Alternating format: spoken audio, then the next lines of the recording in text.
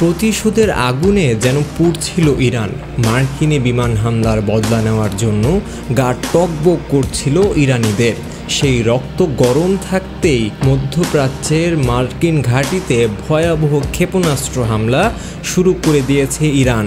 যুক্তরাষ্ট্রের রক্তচক্ষু উপেক্ষা করে কাতার ও ইরাকে অবস্থিত মার্কিন ঘাঁটিতে ক্ষেপণাস্ত্র হামলা চালিয়েছে খামেনি বাহিনী। স্থানীয় সময় সোমবার কাতারের রাজধানী দোহায় অবস্থিত ঘাঁটিতে এই হামলা চালানো হয়।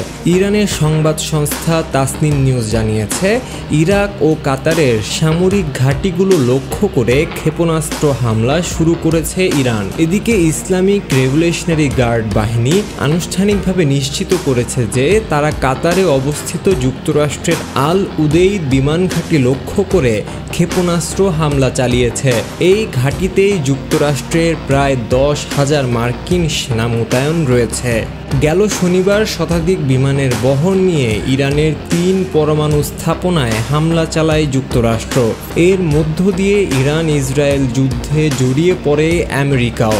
বোমারু বিমান দিয়ে চালানো সেই হামলার পর ইরান হুঁশিয়ারি দিয়েছিল, কঠিন জবাব দেওয়া হবে যুক্তরাষ্ট্রকে। এমনকি ইরানি রাজনীতিবিদ এবং বুদ্ধিজীবীরাও মধ্যপ্রাচ্যের মার্কিন ঘাঁটিতে হামলার পরামর্শ দেয়। এরপরেই কাতার ও ইরাকে মার্কিন ঘাঁটিতে চালানো হয় ক্ষেপণাস্ত্র হামলা। প্রতিশোধের আগুনে যেন পুড়ছিল ইরান। হাসান মাহের, নিরপেক্ষ।